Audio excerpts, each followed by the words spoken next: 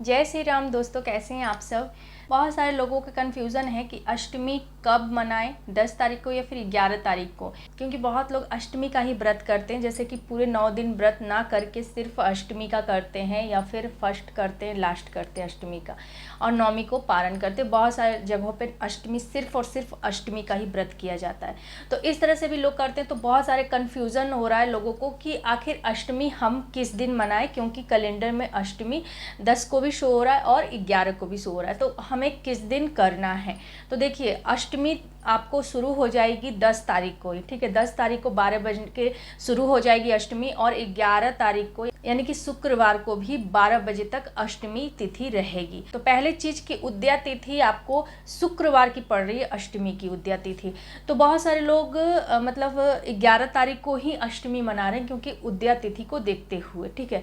और दूसरी चीज़ आपको बता दें कि जैसे सप्तमी और अष्टमी दोनों 10 को पड़ रही है। जैसे सप्तमी 12 बजे तक रह रही है, उसके बाद अष्टमी तिथि लग जा रही है।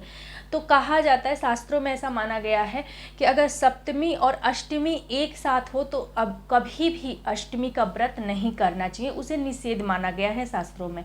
तो आप सप्तमी युक्त अष्टमी का व्रत ना करें। और उसके बाद 11 तारीख को अष्टमी 12 बजे तक ही रहेगी, और उसके बाद नौमी तिथि लग जाएगी। तो नौमी और अष्टमी एक साथ हम लोग कर सकते हैं। तो बहुत सारे लोगों को कन्फ्यूज़न होता है कि हम 10 को करें, क्योंकि 10 को भी है 11 को भी है, तो किस दिन सही रहेगा।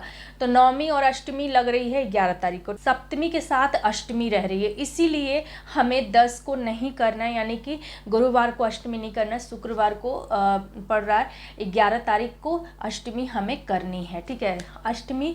और उसके बाद हमें नेक्स्ट डे पारण कर लेना है नौमी में।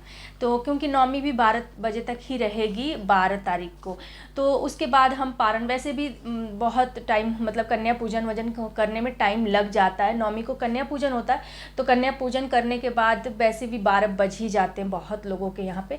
तो उसके बाद ही हमें कन्या पूजन करने के बाद ही हमें पारण करना है नौमी का, ठीक है। तो इस तरह से आपको अष्टमी नौमी में बहुत सारे लोगों को कन्फ्यूज़न हो रही थी कि किस दिन हम अष्टमी का व्रत करें। और बहुत जगहों पर अष्टमी सिर्फ और सिर्फ अष्टमी का व्रत किया जाता है। जैसे कि मेरे हस्बैंड शुरू से ही सिर्फ अष्टमी का व्रत करते हैं, तो इस तरह से बहुत सारी जगहों पे अष्टमी किया जाता है। तो आई होप आप लोगों के डाउट क्लियर हो गए होंगे कि जिस समय सप्तमी और अष्टमी तिथि एक साथ हो वो अष्टमी का व्रत हमें नहीं करना है। नौमी के साथ अष्टमी पड़े तो वो व्रत हम लोग कर सकते हैं। मिलती हूँ मैं आप सबसे अपनी ऐसी एक और नई वीडियो के साथ, तब तक लीजिए जय श्री राम, जय हनुमान, हर हर महादेव।